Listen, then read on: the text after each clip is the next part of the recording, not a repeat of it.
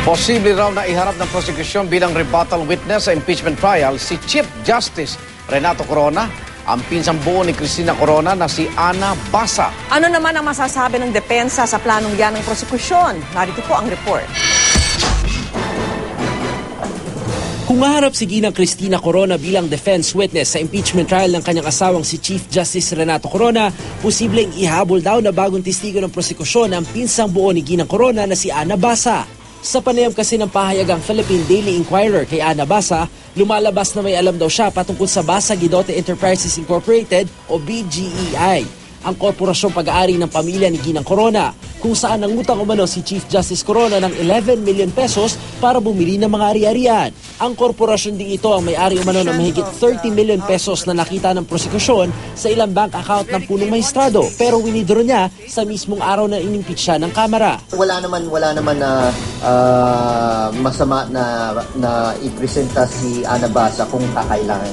It has to be under oath, and that's why we have to wait on how the defense would react and how they would explain the issue of Basa Guidote. Si Ana ay anak ni Jose Maria Basa III, kapatid ng ina ni Ginang Corona na si Asuncion. Kabilang sila sa 5 magkakapatid na mga original stockholder ng Basa Guidote Enterprises Incorporated. Sa magkakapatid, tanging ang madre si Sister Flor na lamang ang nabubuhay. Pero maging siya tila nawalan daw ng kontrol sa korporasyon ayon kay Ana dahil sa pang-aapi umano ng mag-asawang Corona, bagay na una nang itinanggi ng punong maestrado. Hindi sila stockholder na korporasyon. Okay. Pinipilit lang nila stockholder daw sila. Pero nakuha na nila yung share nila. Kung paharapin nga ng prosekusyon si Ana bilang rebuttal witness, di naman daw tututol ang defense team ni Corona, pero giit nila. Hindi naman ho ito relevant at hindi naman ho ito material dito ho sa impeachment case na kinahaharap po ngayon ni Chief Justice Corona. Ang pamilyang Basa, sa pangunguna po ni Ana Basa, ay ninanais po nilang ilitigate ang kanilang kaso dito ho sa impeachment court.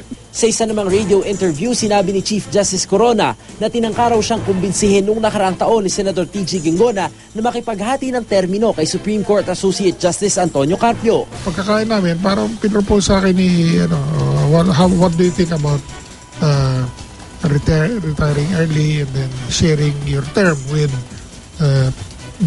he named it specifically, Justice Antonio Carpio. It's a social lunch. Hi, hello, how are you, and all that stuff. It's very unfortunate. He said that, and I'd like to say it's untrue. No, we have no involvement on that matter. And I think Senator Ginggona already mentioned it's a rehashed issue. Samantala sa isang pahayag, itinanggi naman ng CVC law firm ang aligasyon ni Corona sa GMA News kahapon na ito ang nasa likod umano ng pagpupatalsik sa kanya sa pwesto. Inililihis lang daw ni Corona ang atensyon ng publiko mula sa mga usapin sa impeachment trial. Matagal na rin daw na walang ugnayan sa kanilang law firm si Associate Justice Carpio mula nang italaga sa Korte Suprema noong 2001. Sinusubukan pa rin ng GMA News na makuha ang panig ni Carpio. Para sa Saksi, Steve Delisa nag-uulat.